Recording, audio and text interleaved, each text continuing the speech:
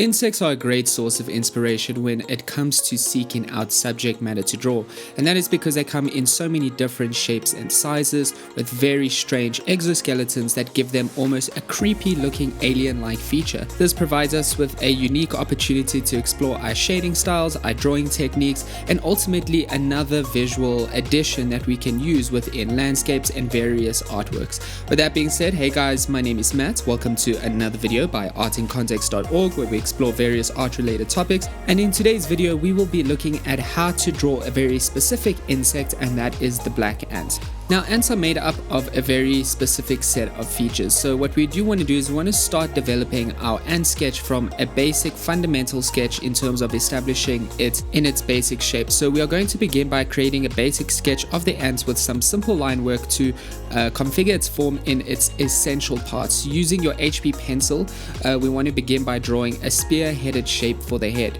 Now from there we want to draw the thorax. So another good idea is to consider using something like a diagrammatical drawing or a reference image of an actual ant, and this way you can understand the various features and their terminology.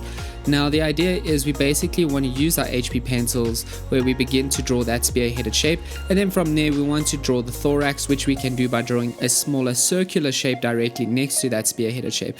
We want it to be slightly smaller than the spear-headed shape, and as we proceed from there we want to draw another slightly larger circle connected to the thorax, which will basically represent the abdomen of the ant. So we are drawing the ant from the side view angle, which means that the features will have subtle distortion. So for now we can just draw the abdomen as a simple circle shape connected to the thorax. So you do want to be conscious of the angle at which you are drawing your creature. Again, this drawing or this tutorial is looking at the ant from a very specific angle. But what we are basically doing is we are establishing the head, the thorax, and the abdomen, which are the three main components of the ant. From there, we want to draw the leg formation with some simple line work. So since we will be drawing the ant from the side view, only one set of legs on a single side of the ant will be predominantly visible. Now the legs of the ants are 6 in total and move from either side of the thorax in a lateral direction, so they also have 6 segments, which is an important detail to make note of. The legs form an arc shape that will then move downward to plant the ants on a stable ground, so naturally it stems from the thorax and then kind of arcs towards the ground to give the ant stability. The first step intends to work with both the pencil and eraser, so during this early stage we just want to basically work with our pencil and eraser to kind of tweak our sketch, basically work in this light sketch. So we just basically want to slowly shape and form the ant correctly in its form, and this is why we want to consider looking at a diagrammatical reference to assist us in this early sketching process. Now once we have a basic sketch established, we can now start to think about refining our ant sketch. So once we have the basic structure of the ant formed with simple line work, we will want to start refining the ant sketch into an identifiable insect. So the idea is we want to begin with the head of the ant, starting with the jaws and the head, and as you proceed to draw the eyes and the head, consider how one side will slightly be more visible than the other. Again, if you are viewing your structure, or the ant in this case, from a side angle, naturally the side features that are in the foreground will be slightly larger than that of the features that are in the background. So we do want to also think about the three-dimensional nature of these various features, and naturally how that will cause a subtle distortion depending on the perspective from which we are viewing the ant. So the main features of the head will be the eyes, the antenna, the jaws, and how they connect. The eyes will be slightly smaller on either side of the head, whereas the jaws extend out from the head quite a bit and tend to be quite large. Now as we slowly work through the entire ant by going through its structure from head to abdomen, we also want to make sure that as we come to the thorax, we add some segmentation to the structure, which should arc downward or around the thorax shape. So naturally, again, we're trying to think of these three main sections: the head, the thorax, and the abdomen. And naturally with the thorax, to kind of define that exoskeletal quality, we do want to kind of have these kind of arcing lines that define that circular quality and that three-dimensional nature of the thorax. We will want to make sure that we are working on all features within the foreground simultaneously. So by doing so, we keep the attention to the proportions of the insect's different elements, making sure that the features that are sitting in the foreground are naturally slightly larger than that of the features in the background. Again, looking at images on the internet can also just be a great help in guiding your drawing process. The first segment for each leg is also quite long, so as we come to the legs, we want to start thinking about the various segments, and it is the thickest of all the 6 segments within the legs. So these segments also connect to the thorax of the ant, so make sure you consider how the front legs also move in a forward direction. Now you want to make sure you take your time working through each leg of the ant, ensuring that the segments attached to the thorax extend in an upward direction. And remember, the ant is mostly visible from one side once again, which means that the legs on the other side will not be visible in their entirety. So we will see the arcing nature of the legs in the background. Again, we do want to just think about how the ant is placed, and naturally how the angle at which we are viewing the ant is going to distort the features and how visible they will be. So again, think about the three-dimensional nature of the actual structural qualities of the ant and how these various features differ in their three-dimensional nature and how they will be visible depending on the angle at which you're drawing the ant. Another component to keep in mind at this point is the antenna. So we want to draw the antenna like an L shape that sprouts from beneath the eyes and extends beyond the head of the ant. The abdomen should have 3 segments and should be the largest in the middle area. We want to consider how the legs also extend higher than the abdomen, which means the abdomen will be slightly visible underneath the legs as well. The legs extend higher, once again, than the ant's entire body structure with that arcing motion. And this means we want to make sure that we capture this proportion correctly. We really want to get this kind of quality where the ant is kind of lower than the arcing nature of the legs. The legs kind of arc upward and higher than the actual ant's body, so that first segment in the leg goes quite high and extends beyond the ant's body. The ant's legs should go slightly higher than the body structure and then curve down towards the ground, extending below the body. But otherwise, guys, the idea is with this refining process is to still kind of work with your pencils, again working with your pencil and eraser, slowly tweaking, slowly shifting and changing, making sure you attend to all the various features from the head to the legs to the thorax, and then eventually to the abdomen. With the thorax and abdomen, you do want to make sure you create those segmentations. Again, that's just emphasizing that exoskeletal quality, and it is just an actual naturalistic feature that forms along the exoskeleton of the ants in the thorax and the abdomen feature. Now, once we have basically refined our ant sketch, we're going to start working in some light pencil shading to our ant sketch. So once we have developed the basic ant sketch, making sure we have all the features drawn correctly, we can now add in some light pencil shading. So we want to begin once again from the head and move our way through the entire ant structure. As we go through the entire structure of the ants, we want to work with our HB pencils and slowly work in some light shading. Again, we're trying to keep it light at this point, and then we'll eventually build up those tonal values. We already want to be conscious of the idea of a light source being present and how that's going to affect shadowing that forms around these three-dimensional features, or these various three-dimensional features. So as we go through the entire structure of the ant, we want to work with a very light pencil and slowly work in some light shading. A good suggestion is to consider how each aspect of the ant structure is two-dimensional without shadows. Then naturally, as you slowly start to integrate some shading, this is going to bring out that three-dimensional quality.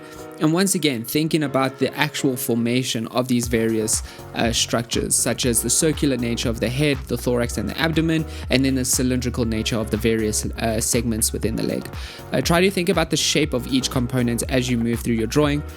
Again, for instance, you can add shading along one side of the leg so that there is this quality of a shaded side and a illuminated side, and naturally that's going to define that that shiny quality of the hard glassy surface that is the exoskeletal nature of the ant's entire structure. So that's another thing to think about, because the exoskeleton is quite hard. It has this glassy quality which is really effective in or at reflecting light off of its surface. So we want to really bear in mind how to create these moments of very maximal shading and contrast between lighter highlights and then darker shadows. So we want to work slowly with the shading process, whereby we take our time with each component of the ant. We also want to make sure that as we add in some light shading to every aspect of the ant, we can still work with our erasers at this point to tweak any little bits that might need readjustment.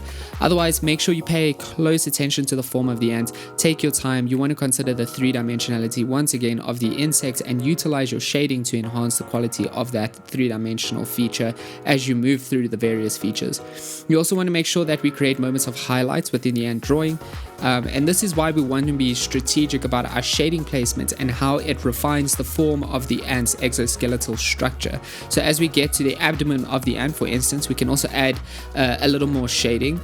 We want to keep the abdomen fairly dark, which means that we want to add more shading to the abdomen, and naturally we can keep some lighter areas near the actual thorax and the head of the ant, but the abdomen can be slightly darker as it is more rounded and maybe it is less exposed to the light source. So it's really up to you to define where the light source is coming from, but naturally that's going to kind of be indicative in terms of your shadow placement, and making sure you keep all your shadows consistently to one side is also going to give your ant drawing a more realistic quality. But again, take your time adding pencil shading to all aspects of the ant before moving on to using some pen. So we will be working with some ballpoint pen. It works really well with the graphite pencil medium, and that is because ballpoint pen kind of works similar to that of a pencil. We have a lot of agency over our mark making process, so we can pay attention to the pressure we apply to our pen and kind of approach the smooth shading process and apply it to the pen shading process in our ant drawing. Now we should basically have a drawn ant in graphite pencil with some shading, but now we're going to enhance those qualities with some darker shading, and this is where we use our ballpoint pen. So at this point we should have an ant drawing done basically and complete in pencil. However, we now want to go over our pencil shading with some pen shading to give it more contrast and a more vivid aesthetic. What's nice about an ant, especially a black ant, is it is quite devoid of color, so utilizing the ballpoint medium and pencil is a great way to kind of define these features without needing to worry too much about color. So you want to spend some time slowly going over the shading within your ant drawing. We want to be very particularly careful when it comes to shading with pen. Again, when we make marks with pen, we can't necessarily take them back, so the idea is to build up light layers over and over again until we reach a tonal value that we are happy with. Again, make sure you spend some time on the head, but as well as all the various features. The idea is to take your time slowly working with your pen. We're not just going over our pencil marks at this point, but we're also starting to use the pen and the potential of the pen to kind of integrate these more finer lines, outlining features, slowly adding in some stippling marks for texture in certain areas, and just really being very attentive with how we can kind of emphasize and enhance the various features all the way from the head to the abdomen. You also want to make sure that you are actually going over the pencil marks and using them to kind of define where you can establish shading. Once again, the idea is to build up your pen shading in lighter layers until you reach a darker tonal value that you're happy with. Also try to keep your hand light when you shade with a ballpoint pen. The idea is that you want to be quite delicate with the shading process, so you do want to just consider how the pencil shading is formed on the ant and how it defines where exactly you should integrate some pen shading. As you go through the ant and continue to shade, make sure you are really aware of the fact that there are these various segments within the thorax, so you can outline them, but then you can also start to create these little gradients in the various segments within the thorax as well as in the abdomen to kind of give this quality of three-dimensionality and how those features or how those various segments kind of connect together like Lego pieces. But as we continue and as we come to the abdomen, we also want to make sure that we are shading slightly darker. Again, the idea is to kind of create this predominantly dark quality in our ants with the strategic aspects of keeping areas negative or basically maintaining highlights. And again, this just represents that quality of light being able to bounce off of the glassy surface of the exoskeleton. As we kind of work our way through the entire ant structure and maybe work on the body first and we come to the legs, we want to make sure that the hind legs are slightly lighter than the abdomen. Once again, this way we can create a distinction between the features. We want to make sure that we think about how some features sit in the foreground and the background, and the distinction between them needs to be in tonal value so they don't necessarily fall flat and merge into one another. Once again, a great suggestion for the legs is also to shade along the edges of the legs and leave white spaces running down the middle, as this will develop that quality of a highlight reflecting off of that very hard surface of the exoskeleton. By doing this, naturally we will create beautiful highlights, so this quality of leaving negative space in all the legs is just a great way to emphasize that three-dimensional quality. But once again, take your time with the features, especially in the head, around the eyes, the jaws and the antenna. We also can add in these little lines to the antenna, but we also want to create these darker shadow moments between the various segments in the legs, in the thorax and in the abdomen. abdomen. But naturally, again, you do want to think about how your shading can create a distinction between features in the foreground and in the background, and that's something to bear in mind in terms of creating depth. But once we have completed the entire ant with some ballpoint detailing and shading, we can now integrate a shadow into our ant drawing, and this is basically going to contextualize the ants within a space so that it isn't necessarily floating in a void. So once you have shaded your ants to your satisfaction, we want to contextualize the ants a little further by drawing a shadow underneath it. So we can start with our HB pencils, whereby we create a flat horizontal shape directly underneath the ant. Now naturally, shadows will have a distortion because of how they sit on a horizontal plane, so this means we want to make sure it looks kind of thinly spread out, and not necessarily too dark, but they should always connect to the points of the ant that are making contact with the ground. The idea is that you can kind of play around with the actual shape of your shadow, but by doing this and keeping this light shadowing underneath the ants and connecting it to all features that are making contact with the ground, we will give our ant drawing just a more realistic quality and how it actually interacts with light and an actual environment around it. But otherwise, guys, that is it. This is how you draw a realistic ant in a few simple steps. Some key things to think about when you are drawing something realistic is first establish it in its fundamental shapes. From there, take your time on the early stages of sketching and refining with your eraser. Remember to take a break. You don't need to rush through a drawing, and then come back so you feel a little refreshed.